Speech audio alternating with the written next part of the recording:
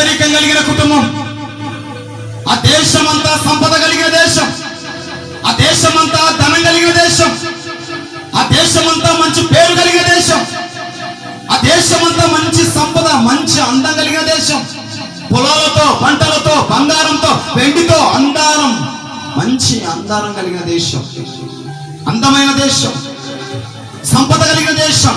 ఆ దేశంలో ఒక కుటుంబం ఉంది. ఆ దేశంలో ఒక కుటుంబం, ఆ కుటుంబంలో చక్కని పిల్లలు, చక్కని భార్య, చక్కని భర్త, భార్యాభర్తలు ఉన్నారు. వారికి చక్కని పిల్లలు, మగ పిల్లలు, ఆడపిల్లలు, చక్కని పిల్లలు. అయితే కటిక పేదరికం కలిగిన కుటుంబం, కటిక పేదరికం కలిగిన కుటుంబం. ఇంటికి పెద్ద, చక్కనిది, అందం కలిగినది, సౌందర్యం కలిగినది, మంచి ప్రేమ కలిగినది, జ్ఞానం కలిగినది, వివేకం కలిగినది, చురుకైనది, ప్రేమ కలిగి సొగసైనది. ఆ కుటుంబం భారాన్ని, ఆ కుటుంబం బాధ్యత అంతా తన భుజాల మీద వేసుకుంది. ఆ కుటుంబం పేదరికాన్ని తన భుజాల మీద వేసుకుంది. ఆ కుటుంబంలో నిందలు, అవమానాలు, కన్నీళ్లు, కష్టాలు అన్ని తన భుజాల మీద వేసుకుంది. ఇటు వెళ్తారు పేదరికం, ఇటు వెళితే పేదరికం.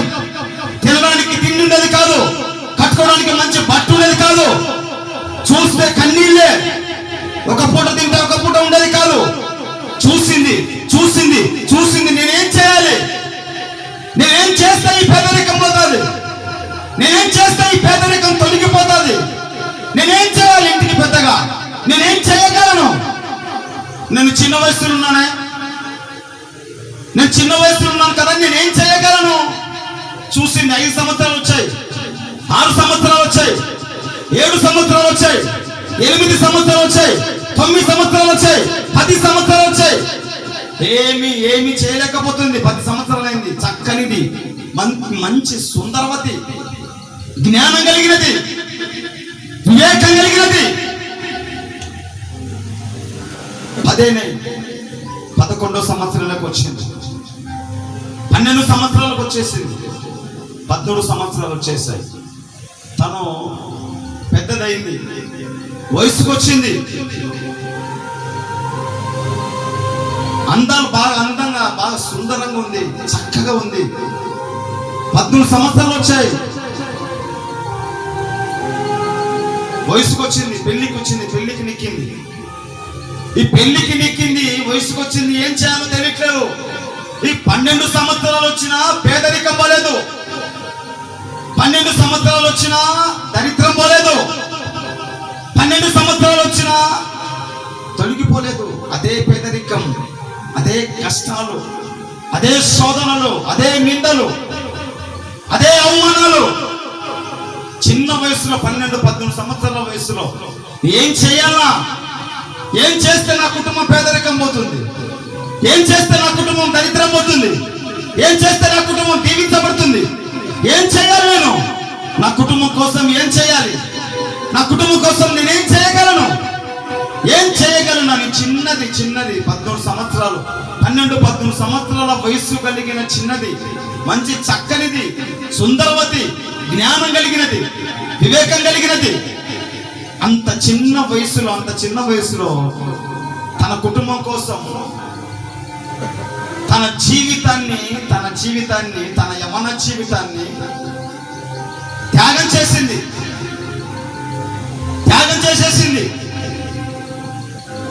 తన జీవితాన్ని అమ్మేసింది, తన అందాన్ని అమ్మేసింది, చిన్న వయస్సు, యవ్వన వయస్సును అమ్మేసింది. ఈ డబ్బు కలిగిన దేశం కదా, ఆ దేశంలో అంతా పోరంపోకులు, ఆ దేశంలో అందరూ అహంకారులు, ఆ దేశంలో అందరూ ఇష్టానుసారంగా తిరిగేవాళ్ళు, తాగేవాళ్ళు, ఎంజాయ్ చేసేవాళ్ళు, ఇష్టానుసారంగా బ్రతికేవాడు. పోరంపోకు బ్యాచ్. ఈ పోరంపోకు బ్యాచ్ చేతిలో పడింది ఈమె. మొదటగా అనుకుంది ఏముందిలే అనుకుంది, అంత ఊపిలోకి పడిపోయింది. ఏముందిలే అనుకుంది, ఆ ఊపిలో పడిపోయింది. ఏమైతారులే అనుకుంది, ఏమవుతుంది, ఏమైతారు అనుకుంది. కానీ ఆ ఊబిలో పడిపోయింది.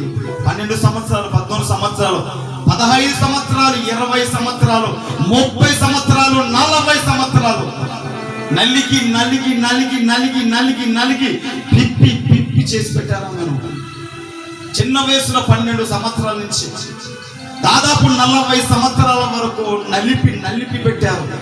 ఆ ప్రాంతంలో, ఆ దేశంలో పాడు చేశారు. ఇష్టానుసారంగా ఎలా పడితే అలా ఆమెను పాడు చేసి ఆమె జీవితాన్ని సర్వనాశనం చేసి ఆమెను ఇష్టానుసారంగా పాడు చేశారు. అప్పుడు దేవుణ్ణి వెతకడం మొదలుపెట్టింది. ఆమె దేవుణ్ణి వెతకడం మొదలుపెట్టింది. దేవుని వైపు చూడడం మొదలుపెట్టింది. అరే దేవుడు ఎవడు? ఎక్కడున్నాడు దేవుడు? నా జీవితం ఇలా అయిపోయింది, నా కుటుంబం ఇలా అయిపోయింది.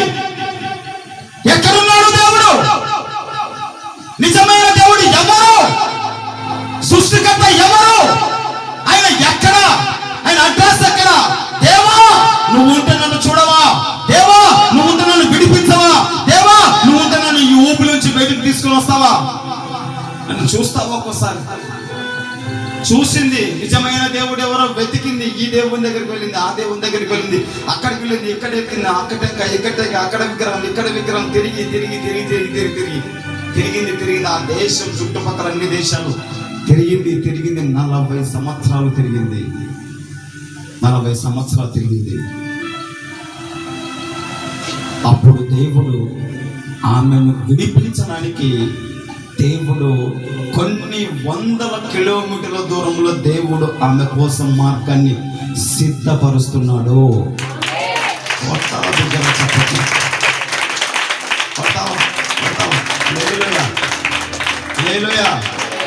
కొన్ని వందల కిలోమీటర్ల దూరంలో దేవుడు ఆమె కోసం మార్గాన్ని సిద్ధపరుచుకుంటూ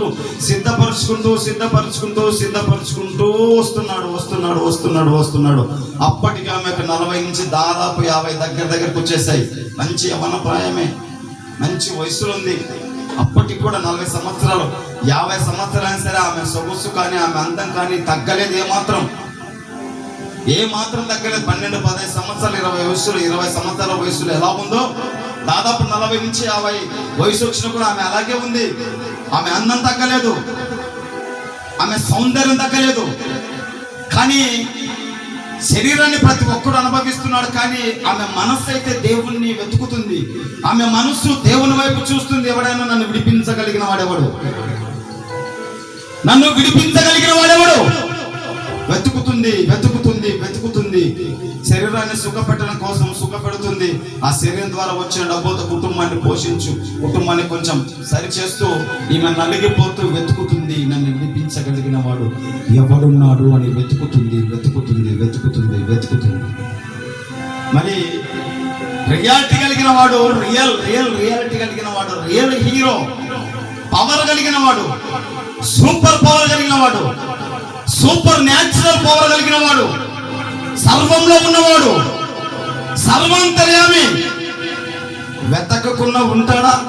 చూడకుండా ఉంటాడా? చూశాడు. ఆయన కూడా చూశాడు ఈమెను. ఆ దేవాతి దేవుని కన్ను పడింది ఈమె మీద. సృష్టికర్త కన్ను పడింది ఈమె మీద. సర్వాధికారి అయిన దేవుడు ఆకాశంలో నుంచి ఈమె వైపు చూశాడు. ఆకాశంలో నుంచి ఈమె వైపు తొంగి చూశాడు.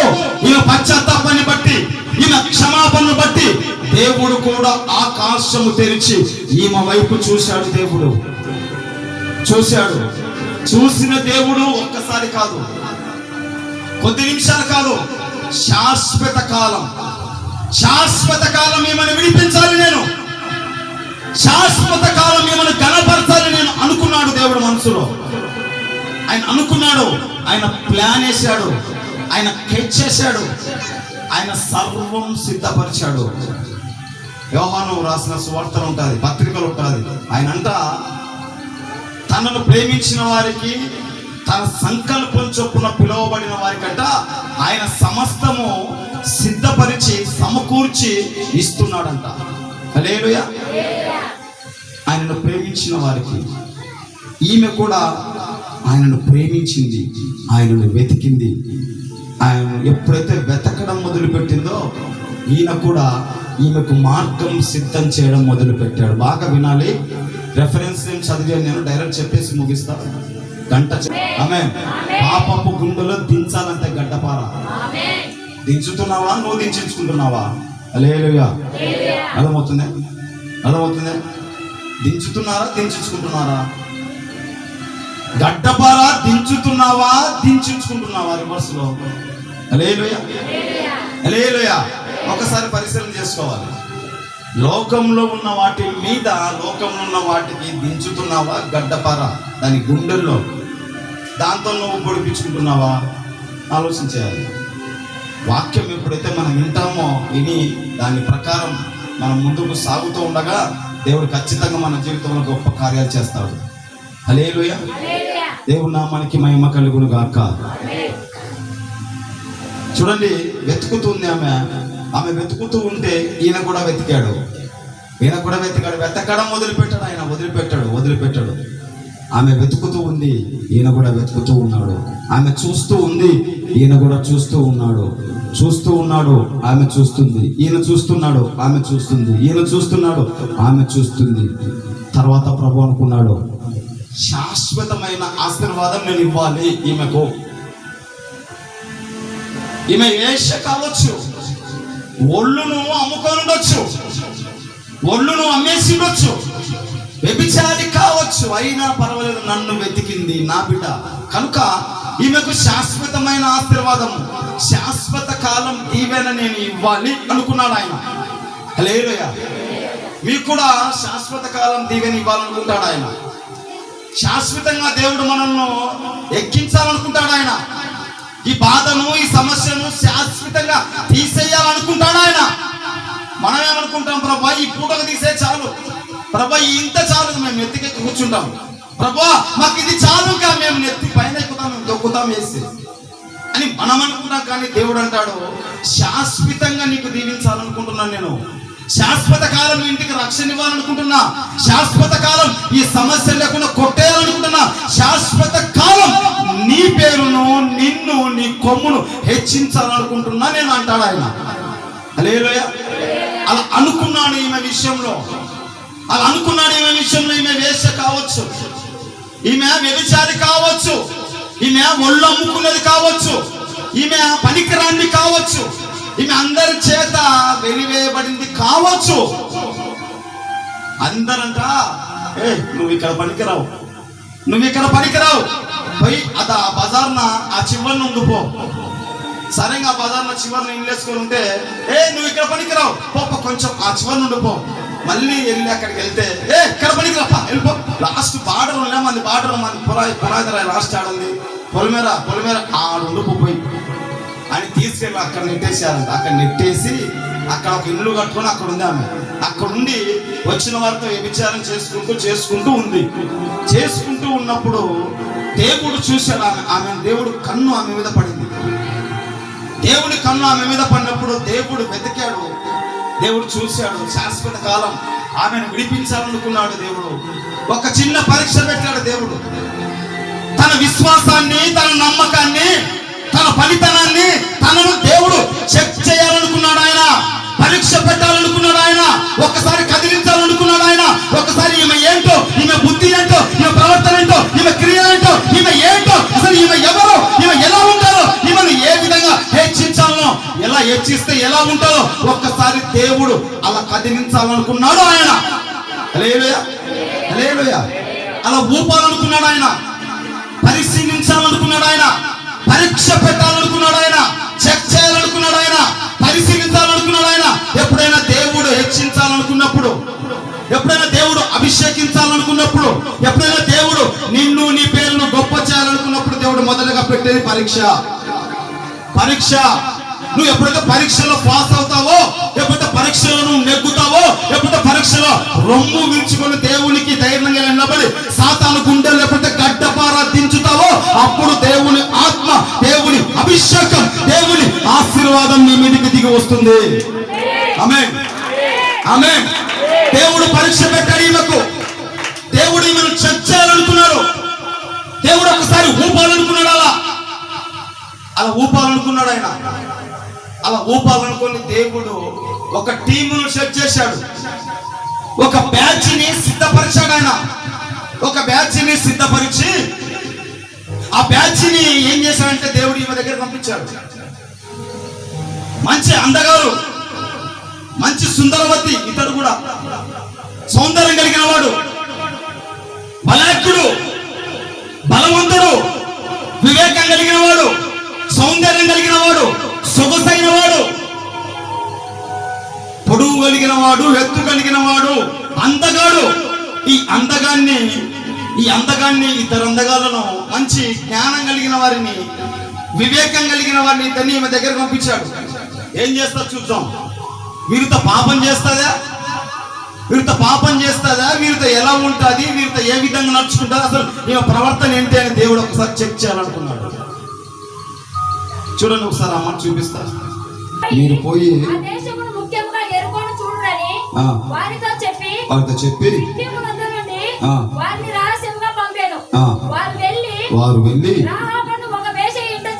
హల్లెలూయా, చాలు ఎవరింట రాహాబు అని ఒక వేశ్య ఇంట ఇద్దరు మనుషులు చేరారంట. చేరి ఏం చేశారు చూడండి ఇక్కడే. తర్వాత నెక్స్ట్ 9వ వచనం, యెహోషువ 2వ అధ్యాయం 9వ వచనం. ఆమె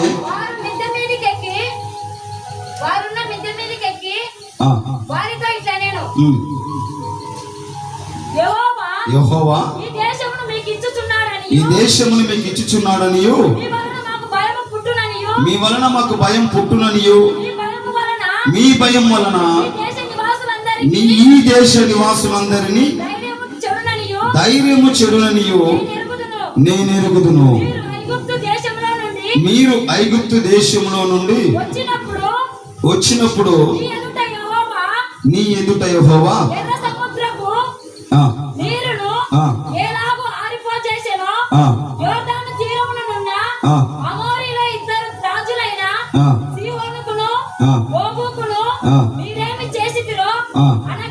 అనగా మీరు వారిని ఎలాగు నిర్మూలం చేసితురో ఆ సంగతి మేము వింటిమి. హల్లెలూయా. దానికంటే ముందు ఒకసారి 9వ వచనం మళ్ళీ ఒక్కసారి, యెహోవా ఈ దేశమును మీకు ఇచ్చుచున్నాడనియు మీ వలన మాకు భయము పుట్టెననియు మీ భయము వలన ఈ దేశవాసులందరికీ ధైర్యము చెడుననియు నేనెరుగుదును. హల్లెలూయా. ఏమి ఎరిగిందంట ఈమె? యెహోవా. హల్లెలూయా. నా వైపు చూడండి ఒకసారి, అయిపోయింది, నేను ముగించా. ఏమి ఎరిగిందంట ఈమె? ఏం తెలుసుకుందంట ఈమె?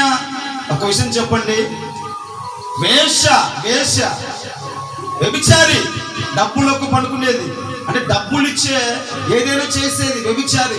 అంటే ఈ వేశ్య కలిగిన ఈమెకు యెహోవా దేవుని గురించి ఎలా తెలిసింది? ఎక్కడుంది ఈమె? అన్యురాలు, మోయాబు దేశంలో, కానాను దేశంలో ఉన్న అన్యురాలు. ఈ అన్యురాలికి యెహోవా దేవుడు ఎలా తెలుసు? ఎర్ర సముద్రంలో చీల్చాడని, అంతేకాదు మహా గొప్ప కార్యాలు చేశాడని, ఈయన భూమి యందును ఆకాశం యందును ఈయన తప్ప వేరొక దేవుడు లేడని నేను ఎరుగుదును అంటుందంటే ఎలా తెలుసుకుంది? హల్లెలూయా. ఎలా తెలుసుకుందంటే వెతికింది. వెతకాలి, అప్పుడు మనకు దొరుకుతుంది. ఆమేన్. ఏదైనా వెతకాలి. వెతికింది రాహాబు, వెతికింది వేశ్య, వెతికింది. ఎన్నాళ్ళు నాకు ఈ జీవితం, ఎన్నాళ్ళు ఈ బ్రతుకు, నాకు ఈ వ్యభిచారం నుంచి ఎన్నాళ్ళు? వాడు వస్తాడు, ఇష్టం వచ్చినట్టు మాట్లాడతాడు, వీడు వస్తాడు, ఇష్టం వచ్చినట్టు. ఏ డబ్బు వేయట్లే, ఏ డబ్బు తీసుకోట్లే, ఏ డబ్బులు వేయట్లేదు, నీకు ఏమైంది? డబ్బు ఇస్తున్నాడు కదా అని వాడు ఇష్టం వచ్చినట్టు మాట్లాడతాడు. డబ్బు ఇస్తున్నాడు కదా అని వీడు ఇష్టం వచ్చినట్టు మాట్లాడతాడు. ఈ రాజు అధికారి వస్తాడు, మంత్రి వస్తాడు, వాడు వస్తాడు, వీడు వస్తాడు, ఇష్టం వచ్చినట్టు మాట్లాడి నన్ను నలిపి పెడుతున్నారు, నన్ను నాశనం చేస్తున్నారు. నన్ను విడిపించగలిగిన వాడెవడు? కానాను దేశంలో, చుట్టుపక్కల దేశాలు, అన్ని దేశాల్లోనూ వెతికింది, కానీ ఎక్కడ దొరకలేదు. నిజమైన దేవుడు ఎవరో వెతికి పట్టుకోవడమే కాదు, అవకాశం కోసం ఎదురు చూసింది. అవకాశం అవకాశం కోసం ఎదురు చూసి అవకాశం దగ్గరికి వెళ్ళలేదు, అవకాశమే ఈమె దగ్గరికి వచ్చింది. పంపించాడు దేవుడు. ఈమె విశ్వాసంతో ఎలా ఉంది? ఏ విధమైన విశ్వాసం కలిగి ఉంది? మనసులో ఉందా? ఊరికే మాటనేనా? క్రియలు దాలుస్తుందా? క్రియలు బట్టి ఉందా? ఈమె భక్తి ఎలా ఉంది? ఈమె విశ్వాసం ఎలా ఉంది? ఈమె పరిస్థితి ఎలా ఉందని దేవుడు ఇద్దరిని పంపించాడు ఆమె దగ్గరికి. పంపిస్తే ఆ దేశంలో ఉన్న రాజులు మంచి సంపద కలిగిన వారు, మంచి బలాకులు కలిగిన వారు, మంచి ధనవంతులు ఈమెను ఏమైనా చేయగలరు. ఆ దేశాన్ని దేవుడు ఇజ్రాయేల్ ప్రజలకు ఇవ్వాలని నిశ్చయించుకున్నాడు. యెహోషువతో మాట్లాడాడు, ఇవ్వబోతున్నాను నేను అని. అయితే యెహోషువ ఏం చేశాడంటే, ఇద్దరు మనుషులు వెళ్ళి ఒక్కసారి వెళ్ళి దాన్ని చెక్ చేసుకొని రాపోయి, ఒక్కసారి వెళ్ళి చెక్ చేసుకోరండి. మనం ఎలా వెళ్ళగలం? అసలు ఏముంది అక్కడ? ఆ సంపద ఎలా ఉంది? దాని ప్రాకారాలు ఎలా ఉన్నాయి? మొత్తం ఒకసారి చెక్ చేసుకొని రాపోరని యెహోషువ ఇద్దరిని పంపించాడు. హల్లెలూయా. నేను అంటాను, పరిశుద్ధాత్మ దేవుడు అంటున్నాడు, రాహాబుని విడిపించడానికే ఇక్కడ ఇద్దరి మనుషులను దేవుడు కదిలించాడు. ఈ ఇద్దరు మనుషులను పంపించడానికి యెహోషువతో దేవుడు మాట్లాడాడు. యెహోషువతో మాట్లాడి ఈ ఇద్దరు మనుషులను పంపించి రాహాబును విడిపించడానికి, రాహాబును దర్శించడానికి దేవుడు స్కెచ్ చేశాడు, ప్లాన్ వేశాడు అంట. నేను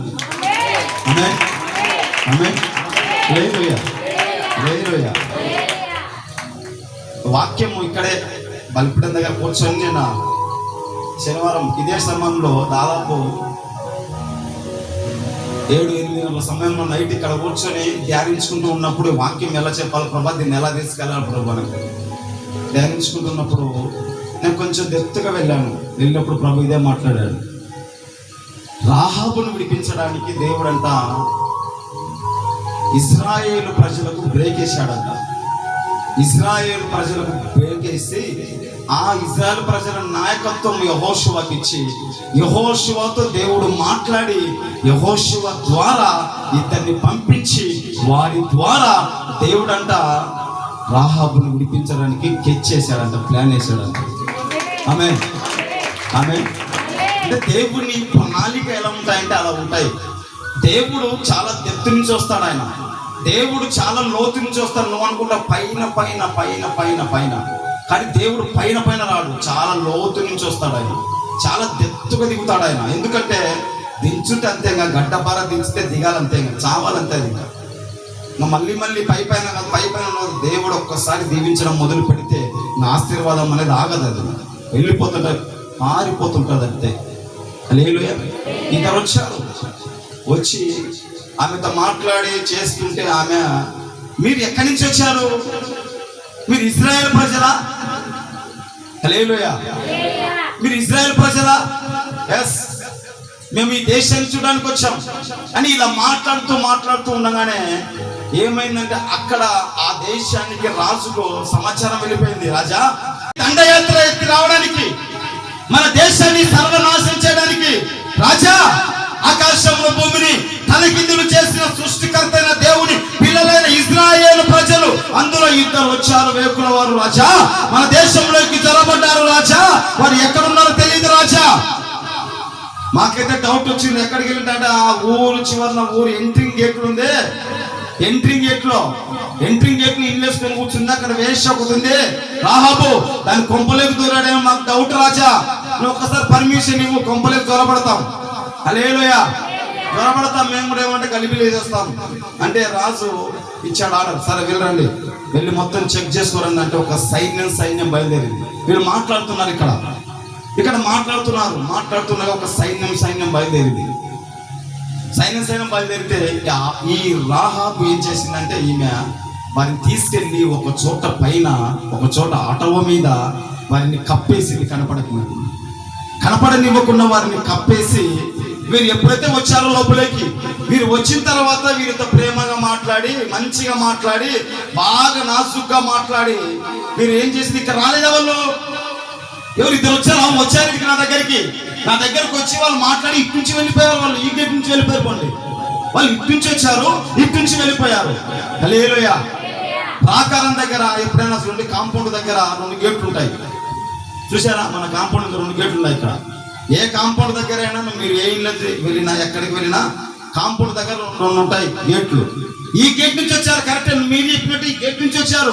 మరి ఏమయ్యారు అంటే, రాజా ఈ గేట్ నుంచి వెళ్ళిపోయారు, పోండి ఇటే వెళ్ళిపోయారు, వెళ్ళండి త్వరగా వెళ్ళండి పట్టుకుంటారు, ఇటే వెళ్ళారు అని చెప్పి వాళ్ళకి కొంచెం మాయ అలా పోసి, అబద్ధమాడి అలా పోసి వాళ్ళని పంపించేసేది.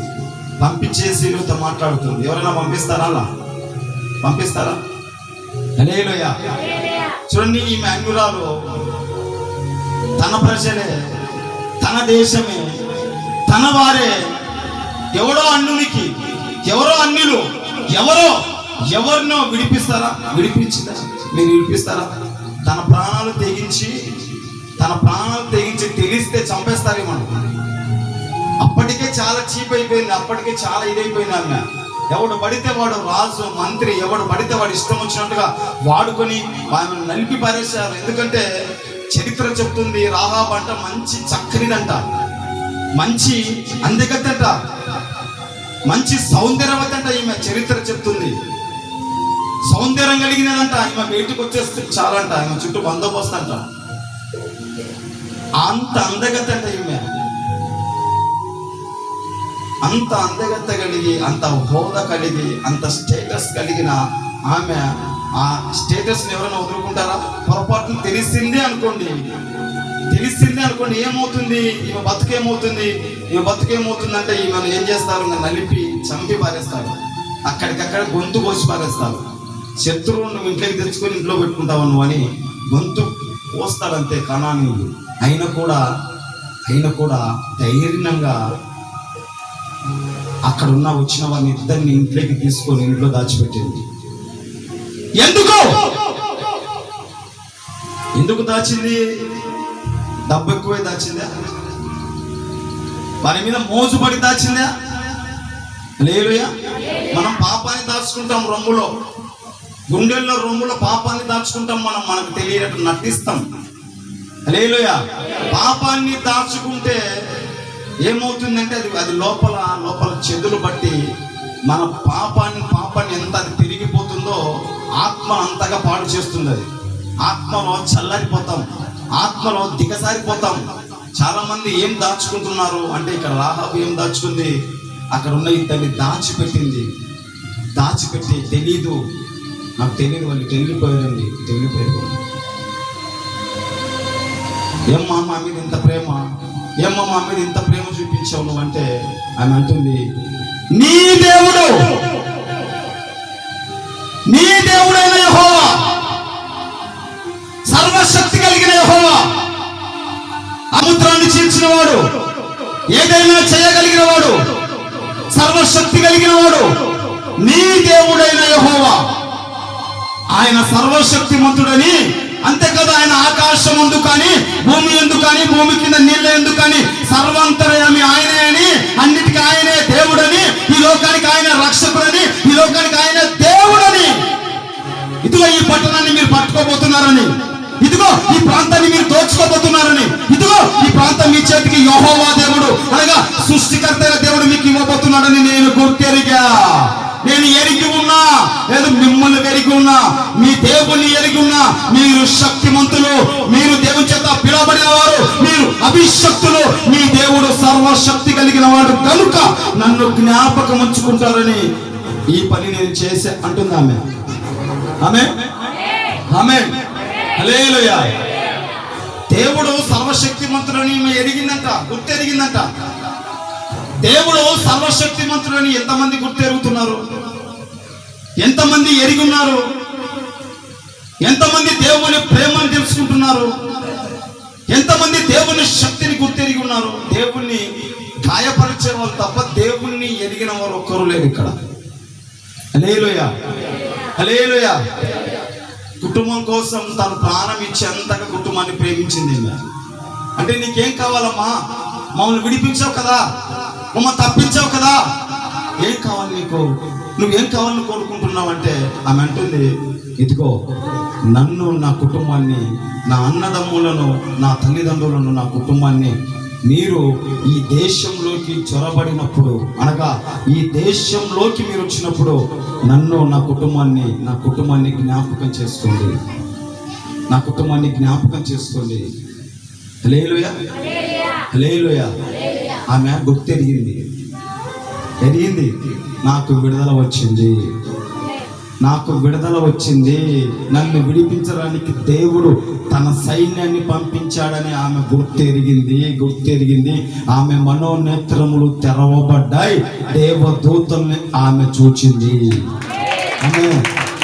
ఆమేన్. చూసింది. మరి మీరు చూస్తున్నారా? మీ మనోనేత్రము తెరవబడ్డాయా? తెరవబడలేదా? గుర్తెరిగిన నాకు విడుదల వచ్చింది. నన్ను విడిపించడానికి దేవుడు తన దూతలను పంపించాడు. చూడండి, దగ్గరికి వచ్చేసారు. యెహోషువ దగ్గరికి వచ్చాడు. జ్వరబడి దాన్ని పగలగొట్టి వెళ్ళిపోవడమే లోపలికి. అయితే ఎందుకని దేవుడు ఇద్దరు మనుషులు పంపించని చెప్పాడు అంటే, ఈమెను విడిపించడానికే, ఆ పాపం నుంచి, ఆ శాపం నుంచి, ఆ అంధకారంలో నుంచి ఈమెను విడిపించడానికే దేవుడు ప్లాన్ వేశాడు. ప్లాన్ సక్సెస్ చేయడానికే ఈమెను ఆ విడుదల, ఆ అంధకారంలో నుంచి, ఆ చీకటిలో నుంచి ఈ ఆహాబును విడిపించడానికే, విడుదల ఇవ్వడానికే దేవుడు ప్లాన్ వేశాడు. కొత్త మార్గాన్ని సిద్ధపరిచాడు, కొత్త దారిని సిద్ధపరిచాడు. కొత్తగా, నూతనంగా ఒక ఆలోచన యెహోషువకు దేవుడు ఇచ్చాడు. ఆమేన్. అన్ని దారులు మూతపడిపోయి ఉండొచ్చు. మనకు అన్ని దారులు మూతపడి ఉంటాయి. అన్ని దారులు కనపడవు, అన్ని క్లోజ్ అయిపోయింటాయి. ఏ దారి కనపడక అన్ని దారులు క్లోజ్ అయిపోయింటాయి. ఇక విడుదల దొరకక, ఇక విడుదల రాక మనం అవకాశం లేదు అనుకుంటాం. కానీ దేవుడు అంటున్నాడు, నేను కొత్త దారి, నూతనమైన మార్గాన్ని సిద్ధపరచగలను అంటున్నాడు ఆయన. ఆమేన్, ఆమేన్. ఈ వేశ్య జీవితంలో కూడా అదే జరిగింది. ఈ వేశ్య జీవితంలో కూడా సేమ్ అదే జరిగింది.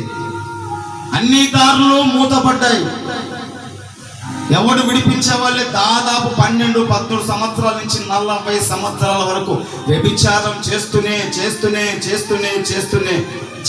చేసి అలసిపోయి ఇంకా ఈ జీవితం వద్దు అని విరక్తి పుట్టి అంతగా వచ్చేసింది ఆమె. హల్లెలూయా. అయితే చివరిగా దేవుడు నాకు ఇచ్చిన అవకాశాన్ని వినియోగించుకుందాం, అవకాశాన్ని వాడుకుందాం, చస్తా బ్రతికితే బ్రతుకుతాని ఆమె వారిద్దరిని ఇంటిలోకి చేర్చుకొని ఇద్దరికి రక్షణ ఇచ్చి వారిని తిరిగి మరలా ఆ దేశానికి వెళ్ళడానికి ఆమె సహాయపడింది. ప్రోత్సాహకరంగా వారికి అడ్డుగా నిలబడి ఆ ఇద్దరిని తప్పించేసింది. హల్లెలూయా, హల్లెలూయా. తెగించింది, ప్రాణాలకు తెగించి సాహసం చేసింది. ఏదో జరుగుతుంది, ఖచ్చితంగా జరగాలి, ఏదన్నా జరిగితే జరగాలి. చస్తా నేను, లేకపోతే విడుదల రావాలి. నేను చావను, ఖచ్చితంగా నేను విన్న దేవుడు, నేను గుర్తెరిగిన దేవుడు, ఖచ్చితంగా ఆయన రోషం కలిగిన వాడని నేను గుర్తెరుగుతున్నానని ఆమె తెగించి ఒక్క అడుగు ముందుకేసి వారిని రక్షించింది. వారికి విడుదలనిచ్చి పంపించేసింది. వెళ్ళిపోయారు వాళ్ళు. వెళ్ళిపోయి దేవుడు మాట్లాడి, యెహోషువతో దేవుడు మాట్లాడి ఈ యెరికో గోడలు బద్దలు కొట్టారు. హల్లెలూయా, హల్లెలూయా. భయంకరమైన శబ్దాలతో తిరుగుతున్నారు, భయంకరమైన సౌండ్తో తిరుగుతున్నారు. ఏదో జరగబోతుందని చాలా మంది ఆ కానాను దేశంలో ఉన్న వారందరూ భయపడుతున్నారు. అందరూ వణుకుతున్నారు, అందరూ భయపడుతున్నారు. ఒక్కసారి, 2 సార్లు, 3 సార్లు, 4 సార్లు తిరిగారు. 7వ సారి దాన్ని పగలగొట్టేసి, యెరికో గోడలు పగలగొట్టేసి దాన్ని బద్దలు కొట్టి లోపలికి చొరబడ్డారు.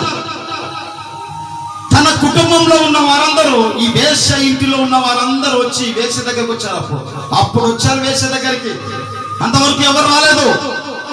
ఒక్కతే ఉంది, ఊరి బయట ఉంది, ప్రాకారం దగ్గర ఉంది. ప్రాకారం మీద, గోడ మీద ఇల్లు కట్టుకొని కూర్చున్నది. అక్కడ ఒక్కతే బ్రతుకుతుంది.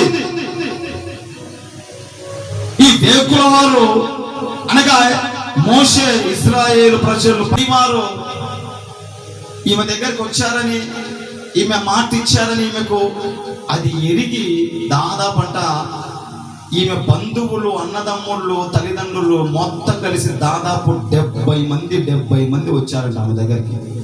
లేలుయా, 70 మంది వచ్చారంట. ఎంతమందిని రక్షించుకుంది? 70 మందిని రక్షించుకుంది. జ్వరపడ్డారు. ఇక ఇద్దరు వచ్చారు కదా, ఇద్దరు వచ్చారు కదా, చూడ్డానికి ఇద్దరు వచ్చారు కదా, ఈ ఇద్దరు మాటిచ్చారు కదా, మేమేం చేయము, మేము మాటిస్తున్నాం, నీకు ఏ హాని జరగదని మాటిచ్చి ఇద్దరు తప్పించుకొని వెళ్ళిపోయారు కదా. వీరు వెళ్ళిపోయారు లోపలికి. వీరిద్దరు జొరబడి వీరికి రాజ్యాన్ని దోచుకుంటున్నారు. మాటిచ్చిన వాళ్ళు కనపడట్లేదు, మాటిచ్చిన వాళ్ళు లేరు, మాటిచ్చిన వాళ్ళు వెళ్ళిపోయారు. చొరబడి వాళ్ళు దోచుకుంటున్నారు అని తగలబెడుతున్నారు. కానాను దేశంలోకి చొరబడి కానాను దేశాన్ని స్వతంత్రించుకున్నారు. అయితే వీరిని మర్చిపోయారు. హల్లెలూయా, హల్లెలూయా. యెహోషువ ప్రభువా, చిత్తం ప్రభువా, చెప్పు ప్రభువా, మొత్తం దోచుకుంటున్నాం, అయిపోయింది, మంది కానాను దేశం ఇచ్చావు, నీకు స్తోత్రం ప్రభువా. దేశం మాదే ప్రభువా, దీన్ని దోచుకుంటాం ప్రభువా, ఇక్కడ పరిపాలిస్తాం ప్రభువా. 400 సంవత్సరాలు బానిస బతికాం ప్రభువా, నాకు ఇచ్చావు ప్రభువా కానాను దేశం, నీకు స్తోత్రం ప్రభువా, నీకు స్తోత్రం ప్రభువా అని యెహోషువ అంటుంటే ప్రభు అన్నాడు, యెహోషువ ప్రభువా, చెప్పు ప్రభువా. మర్చిపోయావు. ఏం మర్చిపోయావు ప్రభువా? మాటిచ్చి మర్చిపోయావు యెహోషువ. నేనేం మర్చిపోయావు? నాకేం గుర్తు? ఏంటి ప్రభా, ఏం మర్చిపోయాను? రక్షింపబడిన వారు ఇద్దరు మర్చిపోయారు. వాళ్ళు మునిగి తేలుతున్నారు అక్కడ సంతోషంలో. నాయకుడు అయినా నువ్వు కూడా మర్చిపోయావా యెహోషువ? అయితే నువ్వు మర్చిపోయి ఉండొచ్చేమో యెహోషువ. నేనైతే నా కుమార్తెను, నా కుమారుని నేను మర్చిపోలేదు యెహోషువ, నేను మర్చిపోలేదు. నేను మాట ఇచ్చే ఆమెకు, మీరు వెళ్ళి ఆమె ఇంటిని తీసుకొని రండి బయటికి. ఆమె ఇంటిలో ఉన్న వారందరినీ తీసుకొని బయటికి రండి. బయటికి తీసుకొని వచ్చిన తర్వాత అప్పుడు ఆ దేశాన్ని తగలబెట్టండి అన్నాడు ప్రభు. ఆమేన్, ఆమేన్. ఇక్కడ ఏంటి అంటే విశేషం ఏంటి అంటే, ఒక మాట చెప్పి నేను ముగిస్తా. దాదాపు కొన్ని వందల, కొన్ని వేల, కొన్ని లక్షల సైన్యము ఆ దేశంలోకి చొరబడింది. ఆ దేశంలోకి చొరబడితే అల్లకొల్లంగా అంత స్వాధీనపరుచుకున్నారు. అంగామా చూడండి, మనకేదైనా సంతోషం ఉంటే, ఆనందం వస్తే, సంతోషము వచ్చే, ఆనందం వచ్చినా మనం ఎవరు గుర్తురాం? మనకు కొంచెం బాగున్నా మనకి ఎవడు గుర్తురాడు? మనకు కొంచెం దేవుడు మనం అలా చేసినా మనకి ఎవడు గుర్తురాడు? మన ఎవరు పనికిరారు మనకు కష్టాలు వచ్చినప్పుడు, శ్రమలు వచ్చినప్పుడు, మన పరిస్థితి బాగలేనప్పుడు, మన మంచాన పడ్డప్పుడు మనకు అప్పుడు అందరూ గుర్తొస్తారు. మనం కొంచెం బాగున్నాం అనుకో, అప్పుడు దేవుడు గుర్తురాడు, ఎవరు గుర్తురాడు. కొంచెం బాగా సంతోషంగా హ్యాపీగా ఉంటే, కొంచెం కాళ్ళు చేతులు సమాధానం బాగా సంతోషంగా అందరూ వందనాలమ్మా అంటే మనకి ఎవరు గుర్తురారు. మనం పైకి ఎక్కి కూర్చుంటాం. అందరు తంతా ఉంటేనే మనకు అందరు గుర్తొస్తారు. దేవుడు గుర్తొస్తాడు, చర్చి గుర్తొస్తుంది, సేవకుడు గుర్తొస్తాడు. అలాగున వీళ్ళు ఆ దేశంలోకి జొరబడి సంతోషంగా ఆనందంతో గంతులేస్తూ ఎంజాయ్గా మునిగి తేలుతుంటే ప్రభు అన్నాడు, యెహోషువ. చూడండి, ఆ మాట ఒక్క మాట చెప్పి ముగిస్తా. ఇంటికి వెళ్ళి మీరు ఆమెతో ప్రమాణం చేసినట్లు ఆమెకు కలిగిన వారందరినీ అక్కడి నుండి తోడుకొని రండని దేశమును వేక్కువ చూచిన 2 మనుషులతో చెప్పగా, వేకుల వారైన ఆ మనుషులు పోయి రాహాబును, ఆమె తండ్రిని, ఆమె తల్లిని, ఆమె సహోదరులను, ఆమె కలిగిన వారందరినీ వెలుపలకు తోడుకొని వచ్చిరి. హల్లెలూయా. నేను ప్రార్థన తెగ చేస్తా, నేను ప్రార్థనకు తెగ వస్తా, నేను ప్రార్థన చేస్తా అంటే సెట్ అవ్వదు, సెట్ కాదు. నువ్వు దేవుని వెతుకుతూ ఉంటే, దేవుని ప్రేమిస్తూ ఉంటే, దేవుని ఇష్టపడుతూ ఉంటే, దేవుని కోసం బ్రతకాలనుకుంటే, దేవుని కోసం నిలబడాలనుకుంటే, ప్రేమ ఉంటే సరిపోదు, భక్తి ఉంటే సరిపోదు,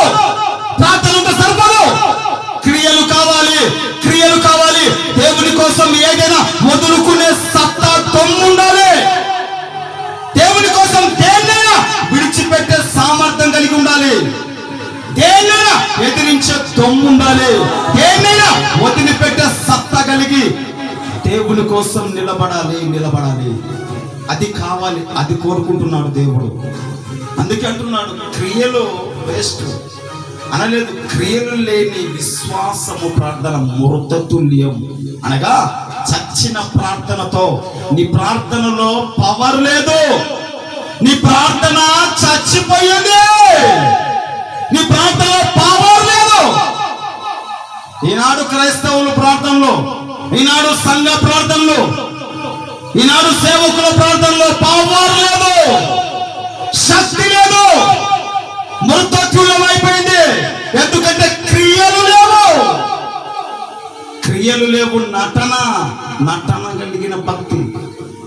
నటన కలిగిన భక్తి. హల్లెలూయా. వేష అయిన ఈ రాహాబు నీతిమంతురాలుగా మార్చబడితే నీతిమంతులైన అనేకులు వేషలాగా మారి